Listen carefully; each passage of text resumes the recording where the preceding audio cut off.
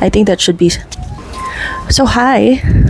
Hi. Thank you for joining us for the first episode of PhilCham Pinoys. Obviously, this is Pinoys 2.0 because we had this podcast before, but we're restarting it again. So, thank you very much to Raquel for making time today on a Sunday.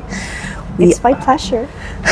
So, what we do in Pinoys is we want to talk to awesome Filipinos in Shanghai, basically, and then see what we can learn from them about their journey and their growth in the city. You want to just tell us about your background and how you came to Shanghai and what you do these days? Yeah, okay. I'm Raquel. I came to Shanghai 16 years ago with my family. It was actually Eric who was transferred here by the company. So I came as a trailing spouse with 3 young boys at that time.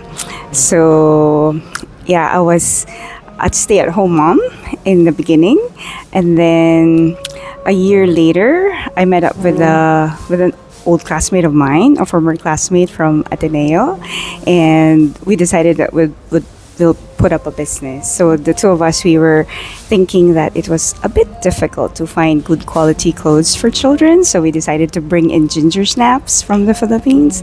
So we started that business and ran it for about 3 years until I decided that I was more for corporate. So then I fixed up my resume with the help of a resume consultant, and yeah, that's how my Disney journey started.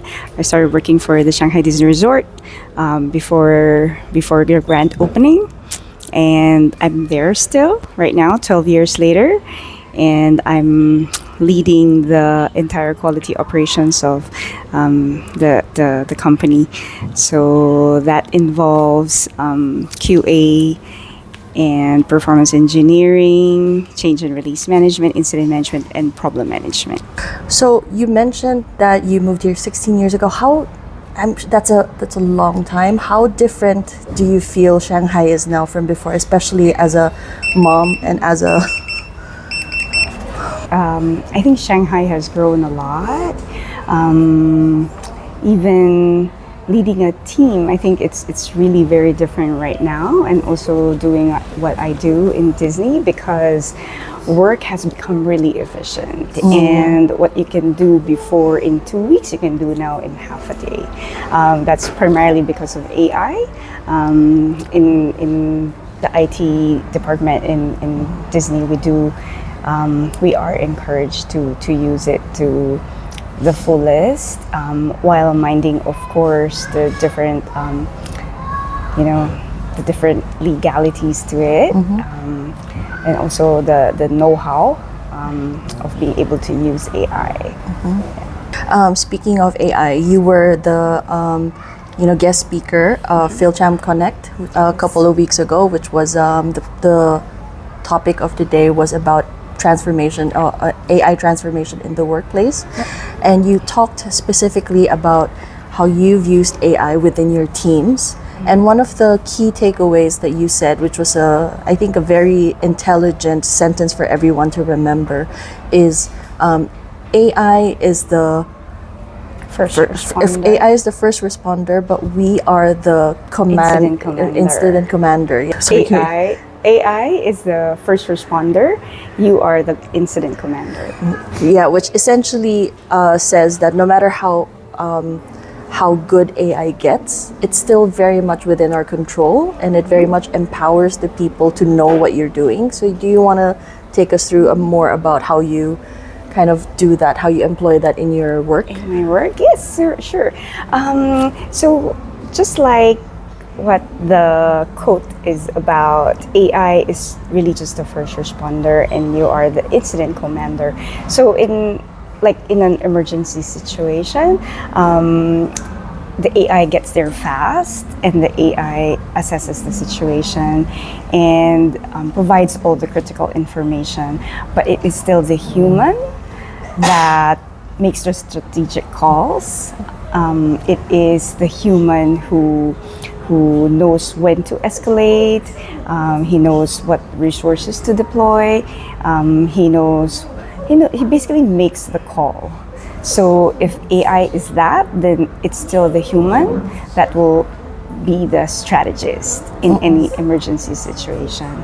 So in the work that we do, we will get, system issues, and we will always have alerts from the AI, but it is always the human who will respond to these alerts, assess if they're really alerts or not, and then make the call from there. As the the lead and the head of a team, how much do you think of your job is about the functional skill versus the more HR people management kind of function? I think it has to be both. At the level that I am, I think I do have to take good care more of the people, so that they can do the work. Yeah. Yes. So it is really about making sure that they have all the tools that they need. First of all, being able to cater to the technical needs that they have. So making sure that they have fast computers or servers that have big enough memory to be able to do what they're doing. I need to give them the technical tools to be able to be efficient in their work. So that's one thing that I need to take care of. But also in this time and day, we also need to make sure that they have good mental health, that they're able to do their work in a safe space, and also be the people that they are, Being a leader, I have evolved in so many ways, from being, more hands-on to basically being able to just lead and direct people from afar and letting them do what they do. Yeah. Yes. As a Filipino leader, can you share with us your experience in terms of running teams, perhaps from multicultural teams? Yeah, I think it's very different. Yeah. I think in China, people are very agile. So this agility, you need to match them. Yeah. I think in the Philippines, we are more slow-paced. We do tend to prepare more, for example, rather than executing very quickly. But in China, they actually tend to do that execution very, very quickly. Being a global organization, we see that also with our colleagues in the US, because when we are doing something, we are actually always one step ahead of them. The Chinese are amazing. They are very smart, and they have the ability to see the future. That's really how I can describe it, because they really know how to move forward with an already existing technology. For example, so it is really how the Chinese are. They're ultra smart. And they're very agile. As a Filipino leader, this is something that I can share with my fellow Filipinos. Having this experience here, it's something that I can share with my previous colleagues in the Philippines. That's something I've noticed too, whereas the pace of work is so fast, how the mind and the decision making is just so fast. You mentioned that as Filipinos, we tend to be a bit more laid back and we prepare a bit more. So definitely, do you think spending 16 years here has helped you kind of embrace that sort of fast-paced mentality? Can you take us through maybe any things that helped you kind of embrace that fast-pacedness? I mean, we started out as Filipinos very chill also, in the city. How did we suddenly become one of them? Yes. Right now I can for example, I tell myself to speak slower. I tell myself to not cut people off. Well, I think deadlines help. When you have a deadline, then you really have to race towards a deadline. Yeah, but I've also learned to apply my, my Filipino way into the culture, into the culture here. For example, the being able to deliver on time is not just the be all and the end all. I think being a Filipino, I have a warmth, Yeah. in the cheerful and happy disposition that I think helps. So my team, we work hard, but we also play hard. I think that's one of the things that separates my team from the other teams, is that we do like to celebrate everything. Even if it's just a birthday, or the birth of a baby boy from one of my team members. We do celebrate it. So I think in the sense that is what I bring into here, into this workplace, because my team members appreciate it, and I have the lowest turnover. I have a team with the lowest turnover actually in the department. I have to say that the last person who quit from my team was in 2023. Wow. Yeah. So that's I think that's one of the things that I bring into the team, the warmth and the happiness, the cheerfulness that we Filipinos have. Yeah, you certainly come off as a very cheerful, very warm person. So I think, to paraphrase what you've just, shared with us, it's first you have the functional skill to be on that level, but then as Filipinos, we naturally bring in that warmth and that, kababayan feel to everyone. Yes. And it is quite a unique thing to us, I have to say. Yes. Yeah, it's true. That's a nice finding that we have for everyone. I'm gonna pause so we can get our drinks. All right. Okay. We're back with Raquel and my drink. Yes. My drink too. Parang endorser na ng coffee shop. Okay. No? Okay. I don't even know how to pronounce this. I don't- Sisyphe? I don't know. So, Yes, we're now the new endorsers. We are now in the new mall, Prisma Mall in Pudong. There's so many people, and I it's so found amazing. Yeah, the traffic was terrible. Yes, we're both late. Very Filipino podcast for you. We were supposed to meet at 5:30. We both arrived at 6. But that was because of the traffic. I think if there was no traffic, I think we would have reached there. I also took a nap.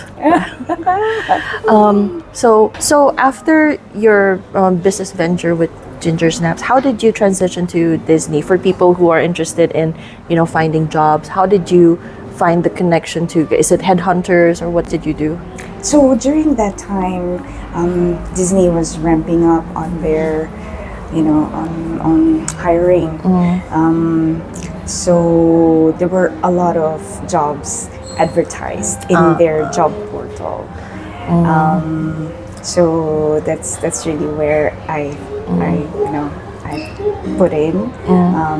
I applied, and then So no special tricks, just go to the website. Yeah. Funnily enough, that's how I got my first job also. Alright. Yeah, first job, I think 13 years ago in Right. Shanghai I went straight to the website. Right, So there's a tip for everyone. Yeah. Maybe, I don't know how it is now, but I think it should. Yeah, I think maybe there's LinkedIn. yeah, That's headhunters or mostly these days. headhunters, yeah. Shout out to you, Johannes.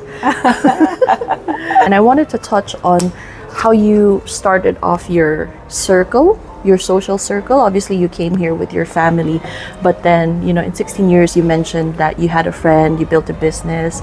But how did you find your community in Shanghai? Yeah, I think like all expats, I think we start forming our circle in school, because my kids were young enough and they would form friends, and then I would bring my kids to play dates, and then that's where I would meet some of the moms, and then just being able to volunteer in school and meeting a lot of moms there. That's actually how I usually start. This is our seventh city, so Shanghai is our Wow. seventh city. So we've been moving quite a lot, and I find that you can meet a lot of friends from school, from where your children go to. Yeah. And then after that, I think it was by coincidence that I learned that my friend Ginger was here too. Yeah, I think we just met at a social gathering.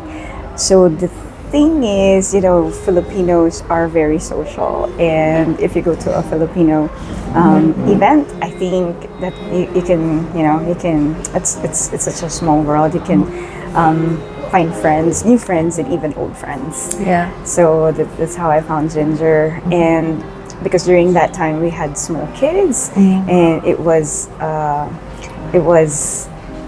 a challenge. It was a big challenge to find good quality clothes for them.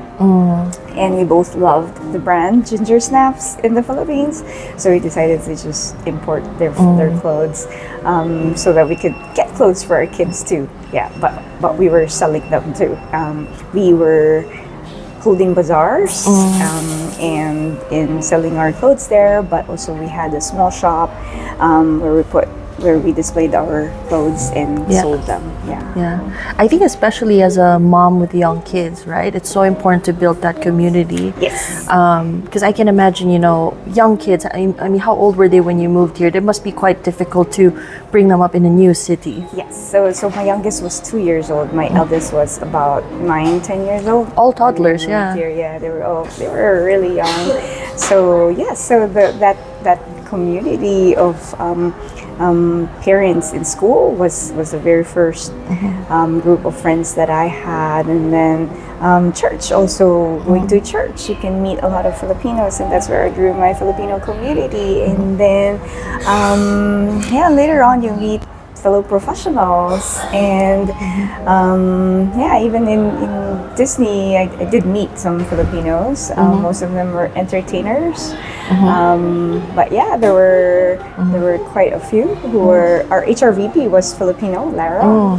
Yeah, and then we've got a few people